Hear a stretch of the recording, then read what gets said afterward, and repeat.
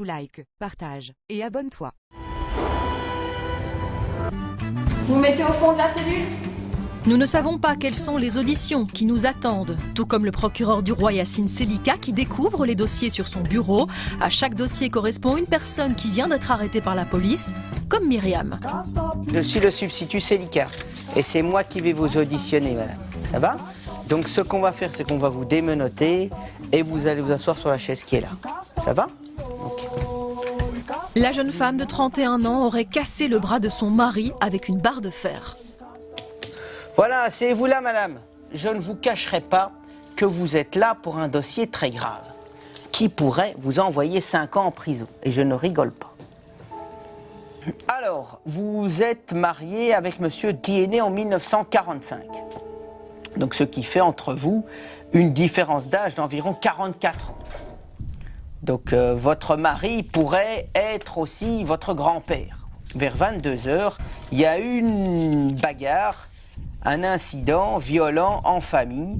Et dans le cadre de cet incident, vous auriez donné à monsieur un coup de barre de fer au niveau de son bras. Monsieur a été emmené à l'hôpital et a le bras cassé. Donc le dossier est extrêmement grave. On était 50 cm plus haut, c'était la tête que vous fracassiez. Et là, vous seriez directement en prison. Voilà. Alors, madame, pouvez-vous m'expliquer, avec vos mots à vous, et de la manière la plus claire possible, ce qui s'est passé? Vers 15 h, je pense, je ne me rappelle plus trop. Il est venu me retrouver dans la chambre et il m'a demandé pourquoi j'ai pas dormi avec lui le soir. Après, il a commencé à dire comment je couche, comment je le trompe. Voilà. Myriam explique que c'est lors d'une crise de jalousie de son mari, persuadée qu'elle l'avait trompé avec une de leurs connaissances, que la dispute a éclaté. Ensuite, Je lui ai dit, qu'est-ce que tu peux dire comme ça? Ça, c'est pas possible. Comment tu peux dire que j'ai couché avec lui? Ok, j'accepte alors. J'ai couché avec lui. attends. Vous dites que vous avez tout nié, puis après vous avouez que vous avez couché. Mais après, j'ai voulu accepter, parler, parce que lui, il faisait que me dire ce qui n'est pas vrai. Bon, du coup, je... Mais c'est vrai que vous avez couché avec lui. Non. Voilà. Finalement, mais quoi, alors vous avez dit, ok, je l'ai fait, comme pour le provoquer, ou pour qu'il se calme, ou quoi? Pourquoi vous avez dit ça? Puisqu'il a commencé à faire la colère, il a pris mes valises, il a mis dehors. Il commençait à s'énerver. Ok, et donc, monsieur était fâché, mais verbalement, quoi. Il hurlait, quoi. Il faisait sa crise de jalousie. Il hurlait. Après, c'est là qu'il a commencé à me donner les coups de poing dans la chambre. Oui. Après, maintenant, il est allé au salon, il a pris la TV, il l'a cassée. Et il vous a donné de gros coups de poing? Il m'a donné des coups de poing. Il m'a vraiment donné des coups de poing. Myriam affirme que c'est bien son mari qui a commencé à être violent avec elle, allant jusqu'à lui donner des coups de poing, tout ça devant un de leurs enfants de moins de 2 ans. Ensuite? Après, maintenant, il est venu, il a commencé à... J'ai couru, je suis allée dans la douche. Après, maintenant, je suis sortie. Elle dit que pourquoi tu dis des conneries comme ça là? C'est quelle histoire ça? Parce que je n'ai pas dormi avec toi. Si tu prends tes comprimés là-bas, et tu es excité, maintenant tu commences à t'énerver. Tu t'énerves par rapport à quel quoi? comprimé? Il y a des comprimés que quand il prend, et ça l'excite vraiment. Après, quand il... Quoi, du Viagra? Je ne... En fait, il était excité. Voilà, il était excité. Il était... Cette histoire devient surréaliste. Donc, monsieur, vous pensez qu'il faisait cette crise de jalousie parce qu'il avait pris cette petite pilule? Ouais, et quand il ne fait pas l'amour, il dit qu'il a mal. Il m'a donné des coups de... Il m'a tapé là, il m'a donné des quoi, il a coups pris, de poing. il a pris la barre là, il voilà. a pris la barre. Donc quand vous avez essayé de le raisonner, vous avez vu qu'il avait une barre de fer en main. Ok, il m'a frappé avec. Il a pris la barre, il m'a donné des coups avec, il m'a donné des coups dans la bouche, il a pris. Après maintenant j'ai arrêté la barre là, et moi-même je l'ai rendu, on a commencé à bagarrer ensemble. Voilà, donc vous avez pu prendre la barre de ses mains. J'ai pu prendre la barre de ses mains. Selon Myriam, c'est durant la dispute que son mari a sorti une barre de fer et a commencé à la frapper avant que la jeune femme ne lui arrache des mains. Et aussi un élément qui me... Enfin, Comme dirait l'autre, quand on aime, on a toujours 20 ans. On peut quand même se poser des questions par rapport à la différence d'âge entre vous, quoi. Donc 44 ans, c'est beaucoup. Qu'à son âge, il peut encore se bagarrer comme un diable, comme vous dites, ou... Quand on s'est connu, il m'avait dit qu'il avait 59 ans. Quand on s'est connu. Oui. Bon, Et donc vous le connaissez depuis quand, monsieur? Depuis 2011. Quand on s'est connu, je ne savais même pas d'abord qu'il était marié, parce qu'il était marié. Est-ce qu'il y avait déjà eu des violences comme ça, ou c'était l'amour fou? Plusieurs incidents, il demandait les excuses à chaque fois. Mais c'est la première fois que vous arrivez à un tel point. C'est vraiment grave. Quand on n'arrive pas à faire l'amour, il devient comme un fou. Myriam affirme que son mari devient violent lorsqu'elle se refuse à lui, en particulier lorsqu'il a pris des excitants. Mais pourquoi vous n'avez jamais porté plainte? Avec les enfants, moi je tiens Dieu. Mais madame, si maintenant, si ce que vous me dites est vrai, même pour le bien des enfants, vous devez porter plainte. Parce que moi maintenant, vous débarquez devant moi pour vous en tant que suspecte, mais ce que vous me dites, c'est qu'il y a quelque chose un peu à côté, quoi. C'est que vous êtes aussi un peu quelque part un peu victime, quoi. Mais moi, j'ai rien dans les mains par rapport à ça. Après, le même moment, on s'arrange, il demande des excuses, on couche ensemble, on reprend la vie normalement. Il commence à dire qu'il faut qu'on essaie de se calmer. Voilà, mais en gros, les disputes, c'est souvent parce que monsieur, il veut avoir des rapports intimes et ça fonctionne pas, quoi. Lui, la mesure même de dire même qu'on peut faire l'amour du 1er au 31. Mais moi, je lui dis que non, moi, j'ai pas envie. C'est pas tout le temps qu'on va dire qu'on va faire l'amour ensemble. Ah, pourquoi alors on dort ensemble? En fait, monsieur veut toujours... et vous voulez limiter? Non, je veux limiter. Est-ce que vous vous considérez sous son emprise? Est-ce que vous avez l'impression d'être une princesse prisonnière avec monsieur? Vu qu'il ne veut pas que je travaille, il ne veut pas que je fasse certaines choses, il décide que le jour où je vais travailler, il va divorcer. Mais là, moi... Ben ça, c'est pas sain, hein, madame. Si vous êtes en Belgique, vous avez le droit de travailler, vous avez le droit de faire des formations, vous avez le droit de vivre une vie de femme indépendante, quoi. Enfin, la manière dont vous vivez avec monsieur vous a amené jusqu'à moi. Mais écoutez ce qu'on va faire, madame, parce que votre situation, elle est quand même inquiétante. Et la manière dont fonctionne votre couple est assez inquiétant. Donc, madame, ce que je vais faire aujourd'hui, c'est que je vais couper la poire en deux. C'est-à-dire que je vais vous libérer. Donc, vous pourrez rentrer chez vous, madame, mais je vais vous poursuivre au tribunal. Il y aura un débat judiciaire sur tout ça, sur votre situation et tout. Donc, je vous libère, mais je maintiens la pression par rapport à vous et par rapport à monsieur, qui devra aussi venir à cette audience, vu qu'il sera là comme victime.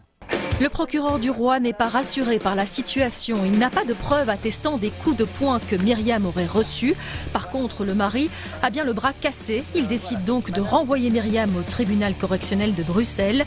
Nous la retrouverons plus tard face au juge Luc Hénard. La vie est un long fleuve tranquille et jamais je ne désespérerai de me faire comprendre.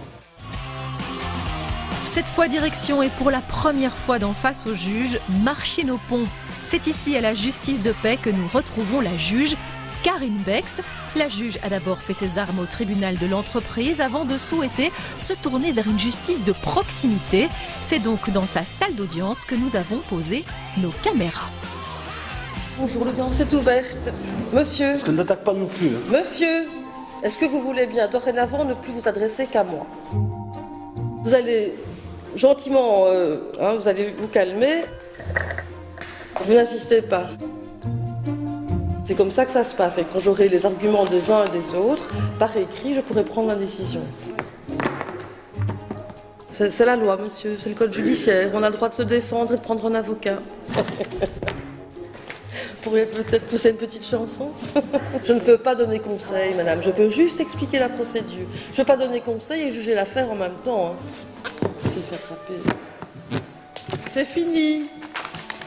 Et nous faisons la connaissance de Marc qui attend son tour pour loyer impayé. Un homme très isolé, ancien toxicomane qui enchaîne les galères dans la vie. J'ai de la famille, mais c'est comme si je n'en avais pas, quoi. Je suis seul au monde, j'ai pas de famille, j'ai pas d'amis. J'avais un chien, on me l'a volé. J'ai hébergé un sans-abri et voilà, il me l'a volé mon chien. Il est parti avec mon chien et mon téléphone. Au début du mois, ça a été mon fils qui m'a fait la même chose. qui m'a vidé mon compte, 60 € qui me restait et mon téléphone aussi, donc voilà quoi. C'est face à ces propriétaires que Marc prend place devant la juge. La tension est palpable. Ces propriétaires réclament 3 mois de loyer de retard. Il y a un arriéré de loyer qui était de probablement... Il est à l'heure actuelle toujours en montant. Il est toujours de 3 mois. Oui. Il y a avril et mai que vous n'avez pas Que je payé. suis en train de rembourser. Non. Mais si je Attendez, paye 50 je vais € poser des par mois. questions. Madame, je vais poser des questions. Oui. Et j'attends les réponses. D'accord. Et puis je repose des questions. D'accord, ça va. D'accord. Parce que sinon... Donc, il y avait avril et mai que vous n'aviez pas payé. C'est ça? C'est possible, oui. Ah, vous venez de me le dire que oui. Vous Oui, l'aviez- oui, que vous si- le remboursez. Si c'est écrit, oui, mais je le rembourse, oui. 50 €, j'ai les preuves ici par... Et vous remboursez Mon 50 € smartphone. depuis quand? depuis, ça va faire la 4e fois que je rembourserai ce mois-ci. Marc reconnaît avoir 2 mois de loyer de retard et affirme avoir commencé à apurer sa dette. Mais selon ses propriétaires, c'est bien 3 mois de loyer qu'il doit encore rembourser et pas 2. Le paiement dont monsieur parle, c'est un arriéré de loyer du mois de décembre. Ah, Je dois combien de loyer? Je dois en 6 alors, je dois en... Vous devez déjà le mois de décembre. Et c'est ce que vous êtes en train de payer, soi-disant, quand D'accord. vous payez. ok. Moi j'ai l'impression d'être un chien qu'on amène à l'abattoir ici. Mais monsieur, vous voyez bien que... Moi je vous pose des questions. de la situation, pourquoi avoir attendu 8 ans si je suis un mauvais payeur? Il y a le mois de décembre que vous payez par déversement de 50 € par mois. De temps en temps seulement. Et vous avez payé combien de fois 50 €? Ça sera la 4e fois ce mois-ci. 3 fois. Donc on est à 150. Moi, je prends en compte ce qui a été payé, hein, monsieur, d'accord? Alors, Parce que je trouve pas sur mon téléphone. vous avez payé janvier, février, mars. Oui. Ça a été payé? Oui, enfin. À moins que ça soit contre-but, je ne sais pas, parce que... De toute façon, il y a un arriéré de loyer. Vous m'écoutez, là? Oui, Il y a un arriéré de loyer Ah oui. de 3 mois. Non. 3 mois, moins... En comptant ce mois-ci. En comptant ce mois-ci. Non, en comptant décembre, avril et mai. Ça fait 3 mois, moins les 150 € que vous avez payés. C'est ça. Ce qui fait la somme de Je ne 1472. sais pas regarder pour l'instant, je ne comprends pas ce qui se passe. Mais vous savez bien que vous n'avez pas payé au mois de décembre, mars. Non, je ne sais pas, Avril et parce mai. que pour moi, décembre, on me l'aurait dit déjà avant, il me semble. On vous l'a dit, vous avez reçu un recommandé, monsieur. Voilà. Oui, enfin, C'est- je ne discute pas. voilà. Je ne discute La pas. somme, vous la devez, monsieur, c'est certain. Alors, comment vous comptez la payer? Comme je fais pour l'instant, par Non, mois. moi je ne suis plus d'accord. Écoutez, c'est pas possible, 50 € par mois. Alors qu'il y a déjà 3 mois de retard. Madame la juge, je veux aussi préciser que Je vous laisse statuer. Marc doit en tout 1472 € à ses propriétaires et propose de continuer à rembourser sa dette 50 € par mois, ce qui met en rage sa propriétaire qui en a assez de ce mauvais payeur avec qui, par le passé, elle a déjà eu des problèmes. ce qu'on oublie, c'est que les propriétaires, on pense que c'est des vaches à lait, qu'eux, ils ont les moyens de payer leurs prêts et que le locataire, il faut les laisser. Non, il faut aussi qu'ils pensent à nous. Nous aussi, on a des difficultés à payer. Quand eux ne payent pas le loyer, moi, j'ai des difficultés à payer ma traite au niveau de la banque. Vous avez un prêt hypothécaire sur le... Donc moi, ça me pose beaucoup de problèmes. Vous êtes là depuis 2013. Oui, si j'étais un mauvais payeur... Vous laissez parler, monsieur, Oui, parce que oui. là, vous emportez, là, et ça déborde. Hein. Bon. 2013, ça veut dire que ça fait 8 ans. Ça fait 50 000 €. Donc pendant 7 ans, vous avez payé. Ben oui. Correct. Pas tout le temps. Ça c'est bien. Oui, mais enfin bon, Oui, vous n'êtes pas venu devant le on a tribunal. fermé les yeux à ce moment-là. parce que- Fermez les yeux. Ouais. Monsieur a payé son loyer, j'imagine, puisqu'il n'y a pas d'arriéré pour cette période-là. Non, C'est la c'est première à fois ce moment-là. que vous venez. Monsieur, est-ce que vous pouvez proposer plus que 50 € par mois? Non. Non, il n'arrive même pas à payer le mois. Non. Est-ce que vous cherchez un autre logement moins cher? Je vais chercher s'il faut. Parce que manifestement, vous allez rentrer dans un processus où vous Oui, n'allez oui, plus et à puis, payer ce loyer. même, je vous dis, quand il y a des dégâts, c'est toujours ma faute, c'est la condensation. Je et ne parle pas de ça, je l'humidité. parle du loyer, monsieur. Oui, Je parle du oui, loyer. d'accord. D'accord.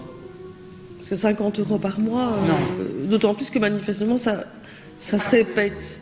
L'appartement Il est en état pitoyable. Parce je que veux monsieur dire, a un il n'est chien. pas- il n'a et- pas entretenu du tout. Non. Que les murs sont rongés par votre chien, ça c'est...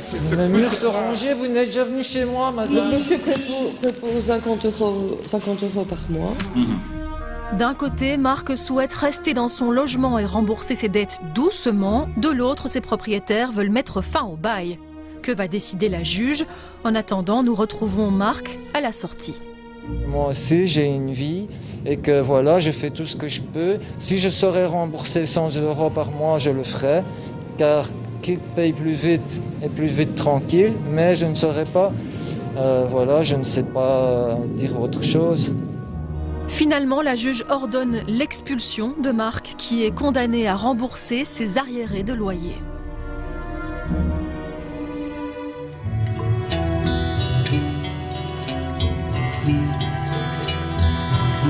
On poursuit l'émission ici à Verviers et dans quelques secondes, nous allons assister à l'audience du juge Marco Osena au tribunal de police.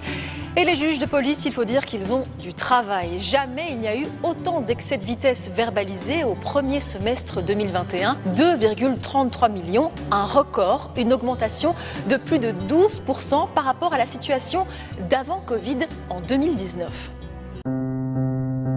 À Verviers, le tribunal de police attend les mauvais conducteurs, les usagers de la route qui ne respectent pas les limitations de vitesse et qui conduisent sous influence. Le juge Marco Osena a préparé ses dossiers. Il est prêt à entendre toutes les excuses. Vous n'êtes pas à attendre, quoi. Quand on lui demandera pourquoi il a dit « donner une fausse identité », on dit « oh, ben, c'était pour rigoler ». Et il croyait qu'on pouvait acheter un permis sur Internet et rouler avec un permis qu'on achète sur Internet. Et pour l'accident, il dit oh ben, j'avais des nouvelles chaussures avec des grosses semelles et je me suis trompé de pédale. On me raconte souvent les mêmes couillonnades. Le premier substitut du procureur du roi de Liège à ses côtés est lui aussi prêt à avancer tous ses arguments. Moi je demande que cette infraction soit sanctionnée et c'est de la chance que vous n'ayez pas eu de problème. Attendez monsieur, vous parlez en même temps que moi, ça ne va pas. Stéphane, lui, a été flashé en excès de vitesse, 40 km/h au-dessus de la limite autorisée. Sa femme est également présente dans la salle. Donc, on vous poursuit pour avoir circulé à une vitesse corrigée de 122 km/h, là où la vitesse était limitée à 80.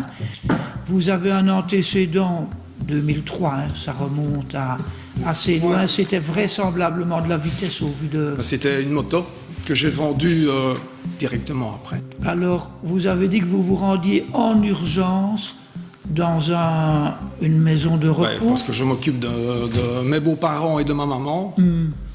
Voilà, j'avais rendez-vous aussi et j'ai été distrait sur l'autoroute.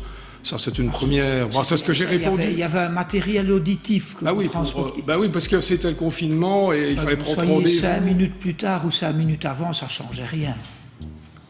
Si vous voulez, en quelque sorte. Oui. Vous étiez stressé. Voilà. Et... J'étais énervé, distrait, d'une part. Voilà. Mais alors, je viens devant vous, évidemment, pour vous signaler ceci. Pour vous signaler qu'il y a un problème de signalisation sur l'autoroute. Je suis enseignant, moi, à Don Bosco Verviers, je donne des cours sur la sécurité, et avoir 40 km/h au-delà de la vitesse, c'est impossible en ce qui me concerne, honnêtement. Donc, ça fait depuis que j'ai reçu le huissier... Je trompe alors. Ça, vous n'avez pas encore invoqué. Je l'invoque.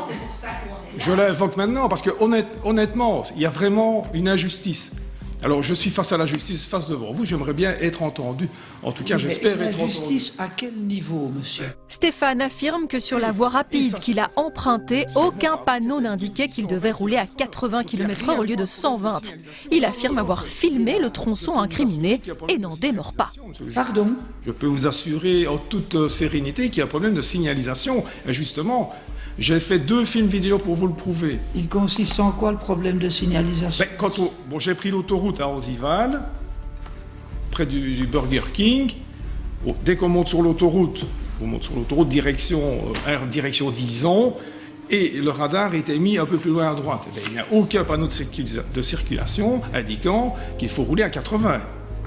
D'une part, j'ai la preuve ici sur mon GSM. Et d'autre part, j'ai dans mon véhicule, j'ai l'affichage instantané de la vitesse Oui, mais c'est pas pour ça que vous respectez, hein. Oui, mais Voilà. ceci. L'affiche, oui. Mais ça affiche 80 km/h dans la bretelle, et puis dès qu'on est sur l'autoroute, une autoroute 2 bandes avec une berne centrale, par définition, c'est 120 km/h. Sur mon pare-brise, c'est indiqué aussi 120 km/h. Donc il y a réellement un problème de signalisation. Je ne viens pas ici pour faire le malheureux et dire que ceci, que cela, monsieur le juge. Réellement, il y a un problème de signalisation. Réellement. Vous pouvez demander, il y a des policiers qui ne savent pas répondre à ma question, des moniteurs d'auto-école ne savent pas répondre à ma question, et tous ceux qui descendent, qui sont là, qui prennent cette autoroute-là, ils sont tous à 120. Vous pouvez faire le test vous-même, vous verrez. Et alors que c'est soi-disant 80 km/h, il y a vraiment un problème de circulation. Et si vous permettez... Non, je ne permets pas parce que vous n'êtes pas à la cause, madame. J'étais passagère, donc... Pardon? Je dis j'étais passagère, c'est ça que Vous je étiez raconte passagère, pas, mais je ne vous ai pas encore cité comme témoin. Non. D'accord. Mais je vous en prie. Et puis il est grand assez pour se défendre tout seul. Oui, mais... Je sais, mais c'est vraiment quelque chose qui me prend à cœur. Ah oui, depuis que j'ai eu le huissier qui est venu. La justice, ça ne va pas, ça ne va pas. Le huissier qui est venu... Allez, j'ai un huissier qui vient à la maison, je suis en visioconférence avec mes élèves, un huissier. Ben forcément, il vient vous porter oui, il jette le document. Un huissier qui vient donc... Je dis, monsieur, de quoi s'agit-il? Vous ne savez pas lire? Qui me dit, je vous conseille de prendre un avocat. Attendez, je ne sais pas s'il a été plus ou moins courtois, voilà, il n'était pas là. Moi, je trouve que c'est quand même... S'il n'a pas été courtois, c'est regrettable, parce que même s'il est payé pour faire le facteur, et puis un facteur souriant ou à tout le moins un facteur poli, maintenant, moi je ne suis pas là pour apprécier cela. Je ne peux pas vous dire il s'est bien comporté, il s'est mal comporté, et ça ne change rien à l'infraction éventuelle. Donc on va entendre ce que monsieur le procureur du roi a à dire, et puis si vous avez quelque chose à ajouter, vous aurez la parole pour vous défendre après avoir entendu le réquisitoire. Merci. D'abord, quand on verbalise, on vérifie que la signalisation est en ordre. Et donc, manifestement, ce jour-là, elle est en ordre. Donc, chaque fois qu'on verbalise, avant de verbaliser, et je dirais qu'à l'endroit, c'est plus que partout ailleurs en ordre. Pourquoi? Parce qu'à une époque, et jusqu'au 11 mars 2020, il y avait un problème de signalisation que l'on a rectifié. Et donc, c'est pour cela que je dis, s'il y a bien un endroit où je peux affirmer que la signalisation était en ordre, c'est à cet endroit-là, puisqu'elle ne l'a pas été à un moment. Et que ça a créé une série de classements sans suite. Et donc, de ce point de vue, je crois que les choses sont claires. Pour le procureur du roi, il ne fait aucun doute que la signalisation était correcte au moment où Stéphane a été flashé, car à une époque, le tronçon avait effectivement posé problème et cela avait été réglé depuis. Il demande 320 € d'amende et 8 jours de retrait de permis. Voilà, mais je vois que vous n'êtes pas d'accord. Ben non, je ne suis pas d'accord. Pardon? Ben non, je ne suis pas d'accord. En plus, je m'occupe de mes beaux-parents, donc je suis le seul à pouvoir m'occuper de mes beaux-parents. Mon épouse ne conduit pas. Premièrement. Deuxièmement, je voudrais bien vous montrer la vidéo, monsieur le juge. Montrez-moi la vidéo, monsieur. Parce que, franchement... Pour nous, vous restez quand même calme, hein, ça ne sert à rien. Oui, mais... Les verbalisateurs ont fait des constatations aussi. Oui, mais elle a été prise quand, votre vidéo? Il y a 3 semaines, un mois, mais les faits qu'on vous reproche, c'est le 24 mai 2020. Ce n'est pas la même chose. Il y a eu à l'époque une signalisation spécifique en raison d'un manque d'adhérence de la chaussée. C'est comme si vous disiez à cet endroit-là il pleut en mai 2020 et vous produisez une photo de 2021. Ça ne prouve rien du tout. Voilà, enfin vous pouvez reprendre place, monsieur. Pour le juge, la vidéo de Stéphane n'est pas une preuve pour le tribunal. Au moment où il a été flashé, le tronçon avait bien été mis à 80 km/h au lieu de 120, car la chaussée était mauvaise avant que des travaux ne soient effectués. C'est bien Stéphane qui n'aurait pas vu les panneaux. Monsieur le juge, vous permettez? Non, madame, je ne permets pas. Mais je présume que l'autre vidéo est aussi de 3 semaines à un mois. Oui. Elle n'est pas du 20 mai, ben oui, mais donc elle ne sert à rien. Vous m'auriez amené une vidéo en me disant je l'ai faite le jour des faits. Je me dis tiens, c'est étonnant parce qu'à ce moment-là, la signalisation était en ordre. Mais on aurait pu l'examiner et se poser les questions. Monsieur le juge, en rentrant ce soir, si vous avez l'occasion, ou demain ou après, faites-moi le plaisir de monter sur la bretelle d'autoroute à Orzival Et Mais à je la sais bien que la pensée, signalisation voilà, n'y est plus. La signalisation n'y est plus puisque c'était une limitation spécifique en raison d'un manque d'adhérence de la chaussée. On a réalisé les travaux et après réalisation des travaux, d'ailleurs ils ont bien embêté tout le monde ces travaux-là Oui. parce que ça a généré des bouchons à perte de vue. Eh bien après la réalisation des travaux, on a évidemment supprimé cette signalisation spécifique et il ne reste plus qu'un tronçon à 100 km/h dans la partie la plus sinueuse, autrement on est à 120. C'est normal. Non, c'est toujours. Non, enfin, Pardon? Mais oui, j'ai bien compris que vous n'étiez pas d'accord. non, je suis pas d'accord. Si Vous vous m'avez entendu, mais vous m'avez pas écouté. pas écouté. Voilà. C'est dommage que vous ayez ce sentiment-là. Passez néanmoins une excellente journée. Au revoir. Au revoir. Au revoir, madame. Au revoir, monsieur, madame. Malgré ces explications, Stéphane repart bien avec une amende de 200 € et 8 jours de retraite permis. C'est au tour de John de prendre place, arrêté en état d'ivresse. Alors, 0,73 mg. Les verbalisateurs vont vous contrôler parce qu'ils vous suivent, vous êtes en camionnette, et on constate que vous avez un comportement routier qui est un peu interpellant. Vous accélérez, puis sans raison particulière, vous ralentissez, puis vous accélérez de nouveau. Donc ils se disent, il y a quelque chose qui ne va pas. Et effectivement, quand ils contrôlent, ils se rendent compte de ce qui ne va pas. Et ils se rendent compte qu'au moment où on vous invite à vous arrêter, vous voulez engager la première, mais vous ne débrayez pas. Et comme vous ne débrayez pas, votre voiture, elle suffoque un petit peu. Vous faites non de la tête. Non, parce que... Vous dites, non, j'ai quand même pas pu me comporter comme ça, ou non, c'est pas vrai? Non, je me suis arrêté.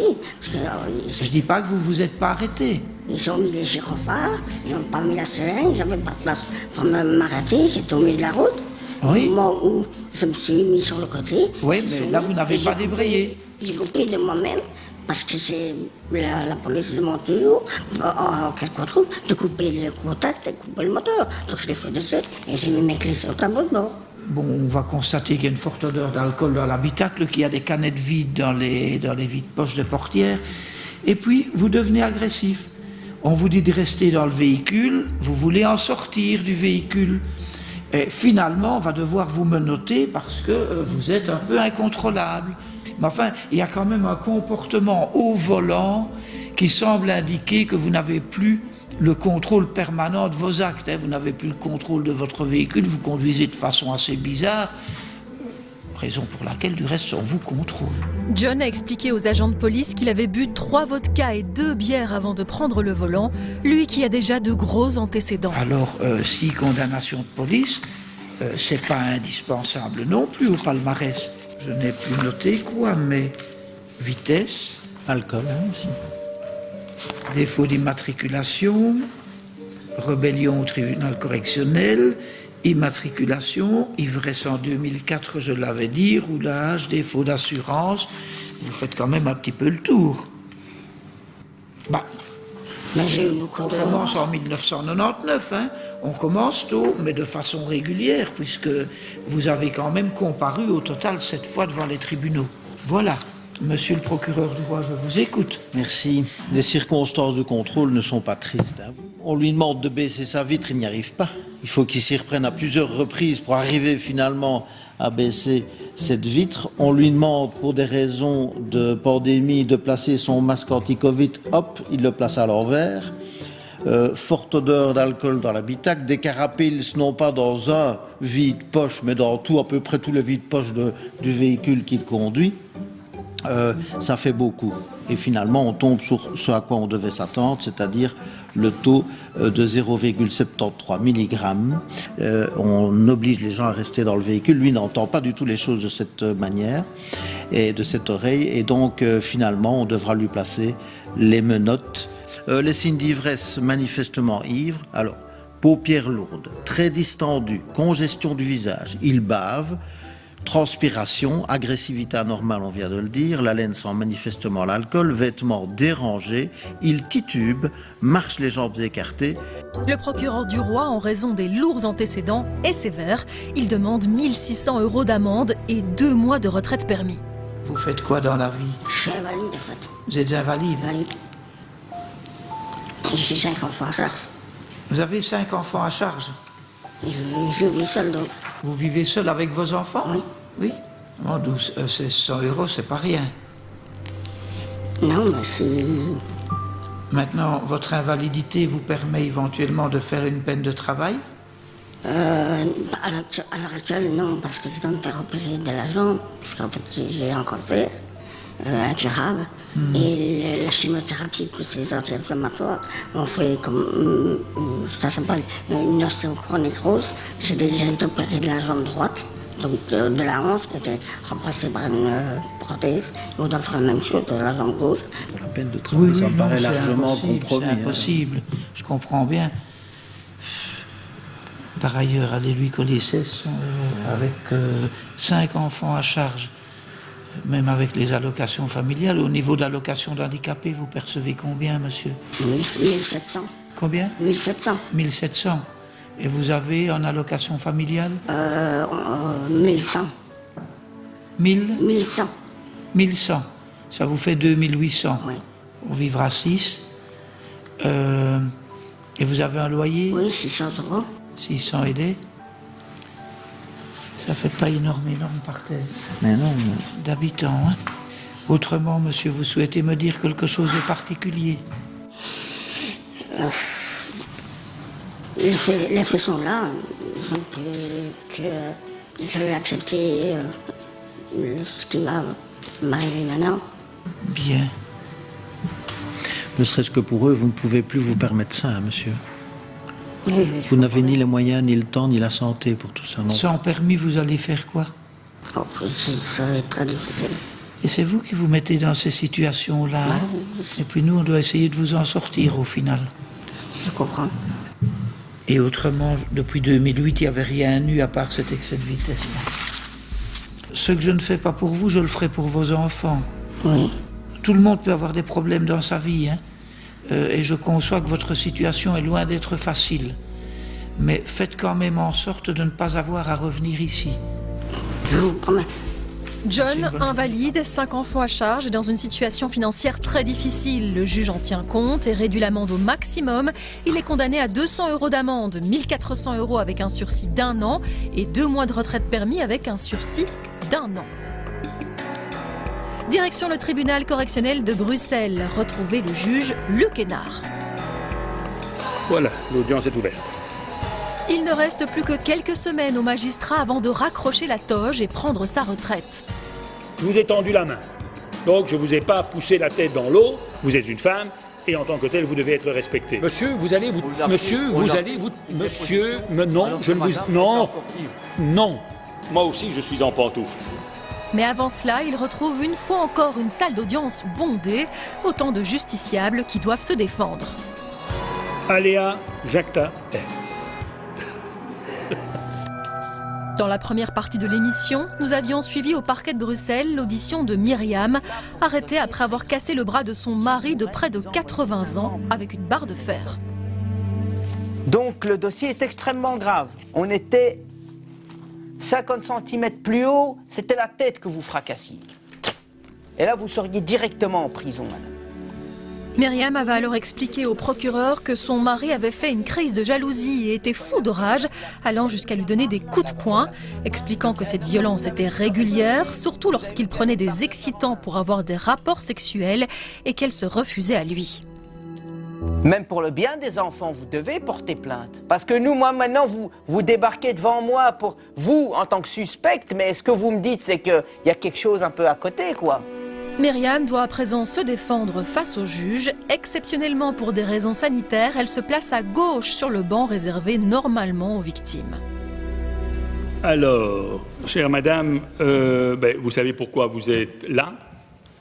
Quelle est votre position aujourd'hui, vous contestez les faits ou vous admettez les faits qu'on vous reproche? Tout ce qu'on a dit, je n'ai pas nié les faits, mais sauf que je me défendais par rapport au coup qu'il m'a donné.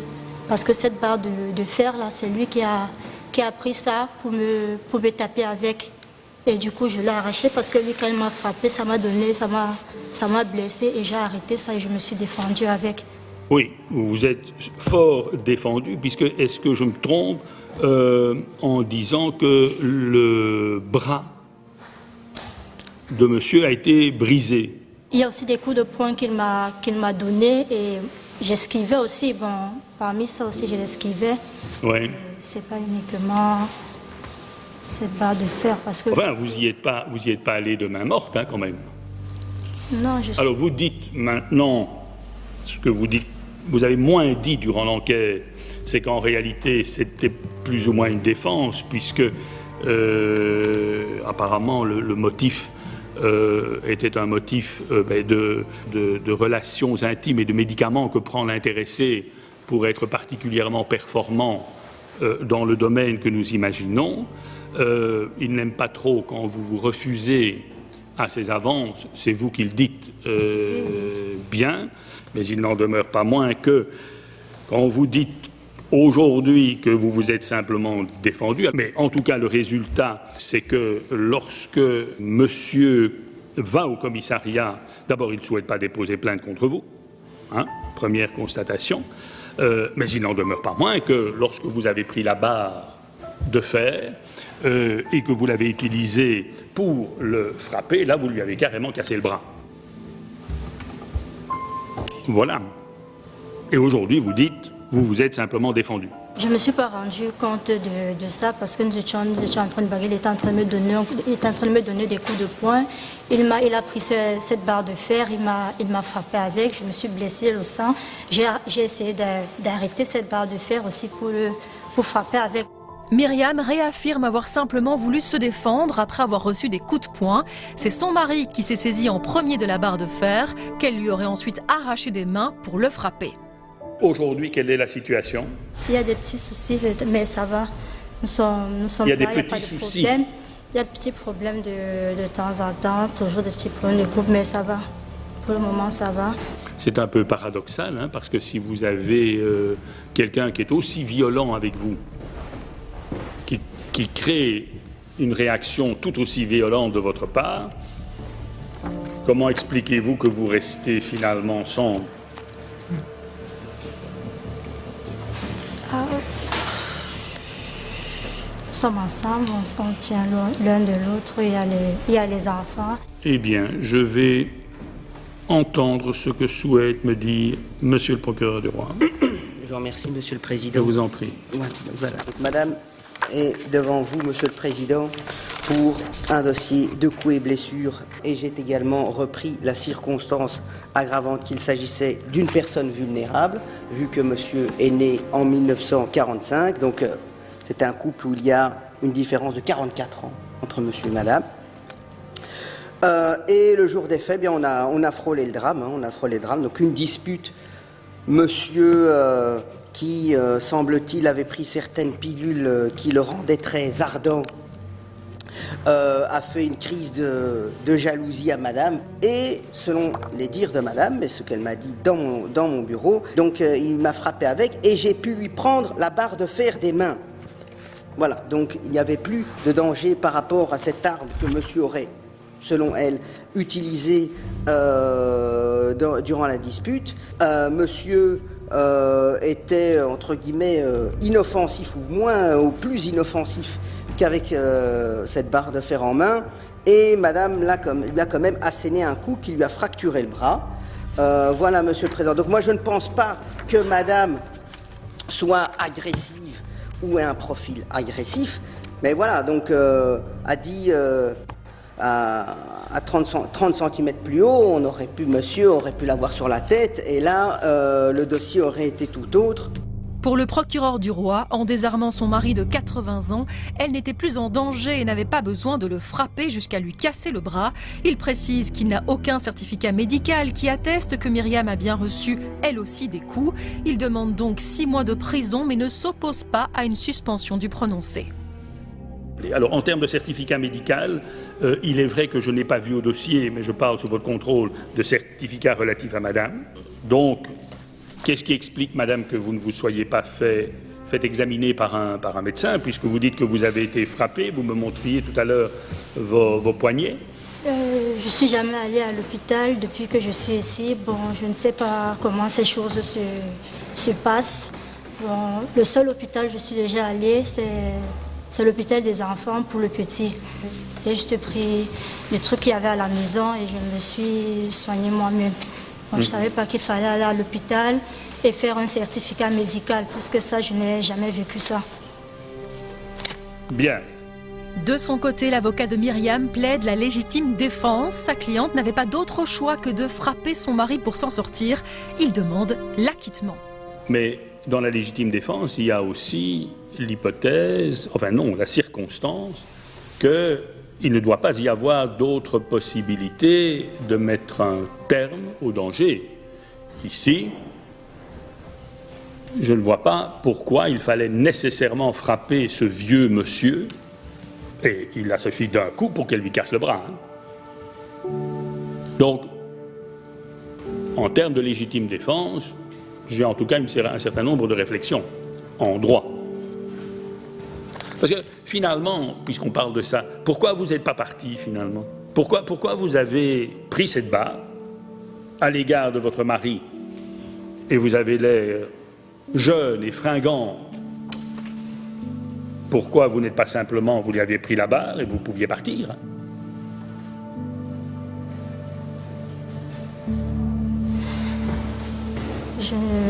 Pardon? En fait, je ne sais pas parce que là, même en arrachant la barre, là, il était toujours en train de me donner des coups de poing. Bien.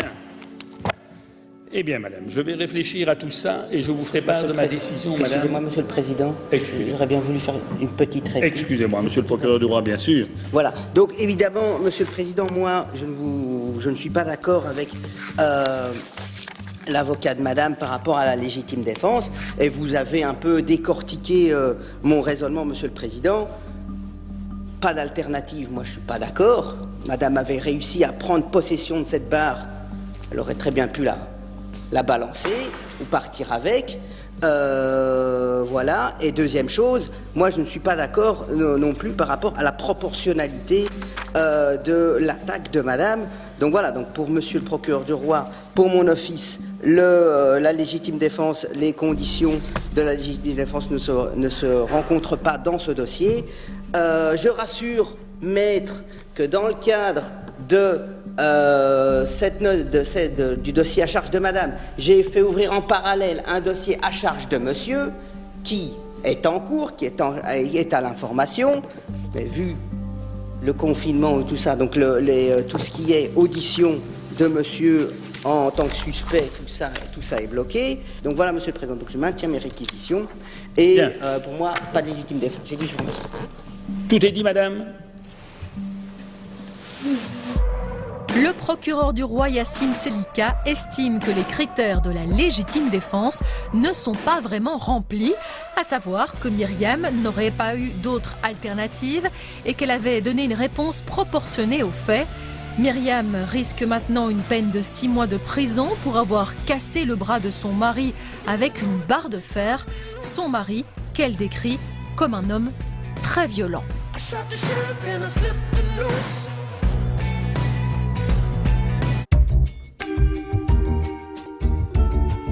Le juge a finalement décidé d'acquitter Myriam. Il a estimé qu'elle n'avait pas eu d'autre choix que de frapper son mari pour se défendre. C'est la fin de notre émission. Merci de nous avoir suivis. Merci d'avoir été au rendez-vous de Face au juge. Je vous retrouve dimanche.